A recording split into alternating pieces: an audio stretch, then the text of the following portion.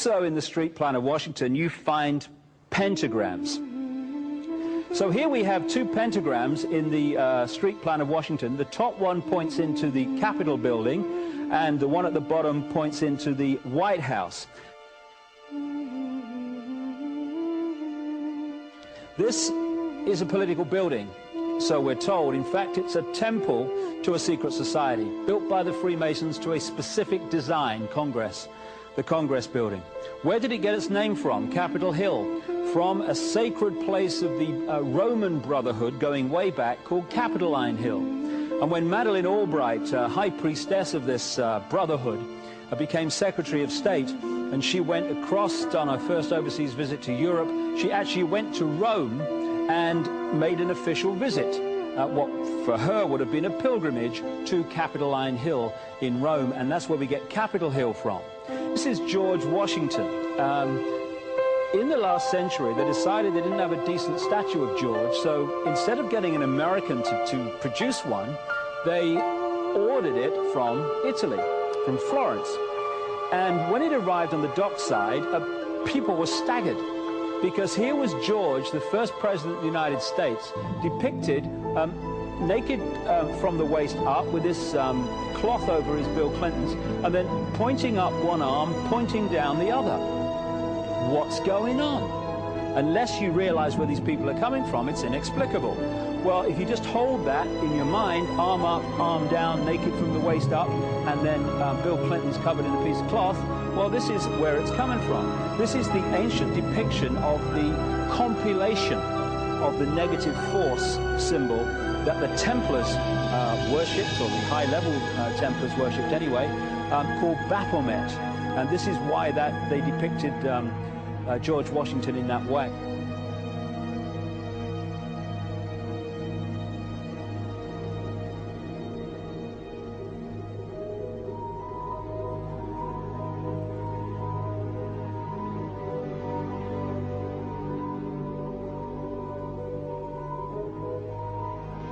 What has come to light is that it's now been, it is not so surprising for a lot of people that there are covens amongst the very educated class, architects, doctors, lawyers, priests, brokers, and the leisure class. These are people who have made pacts with the devil.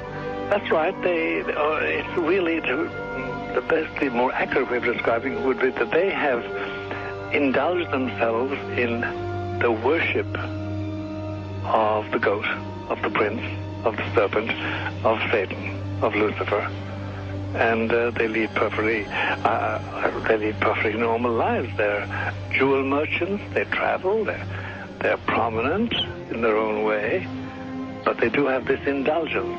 Father, here's a part of that I can never understand. That has never made sense to me, and that is, if somebody were to make a pact with the devil, then obviously the implication is if the devil is there to make a pact with them, to make a deal, to make their life, this short mortal life on earth, pleasurable, with money or women or travel, or more interesting, whatever it is they want.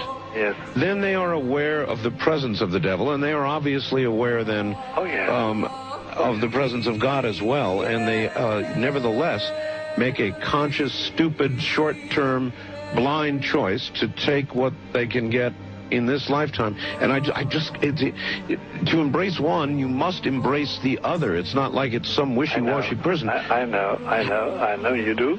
It is a very not easy to understand, except when you talk with them, when they let their hair down and peel grapes, as we say, and when they're on their way to being cured of what or healed is the proper word. You find that there's an exhilaration and a satisfaction which is both sensual and sexual and mental when they really indulge in Luciferian worship.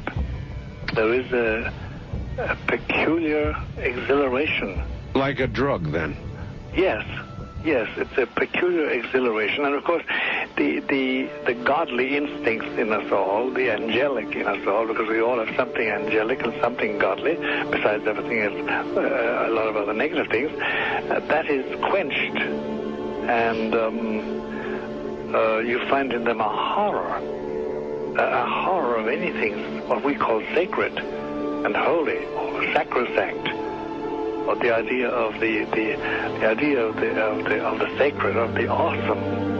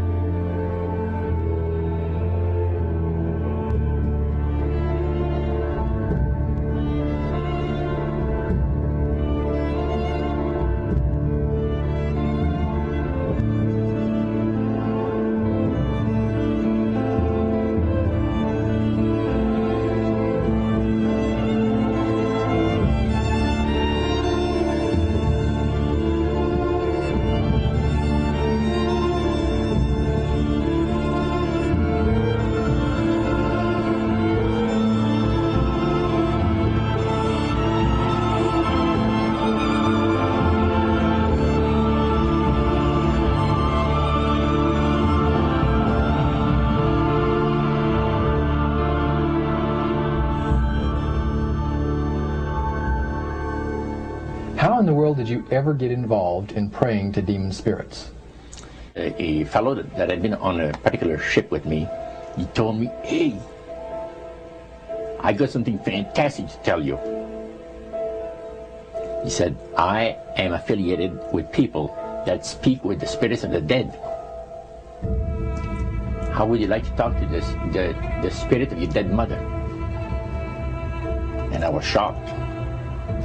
I was shocked. He said, "You wouldn't be afraid of talking to the spirit of your dead mother, would you?" Well, I said, "I'll tell you what, I would have to give that some thought, because it's something I never thought about before in my life."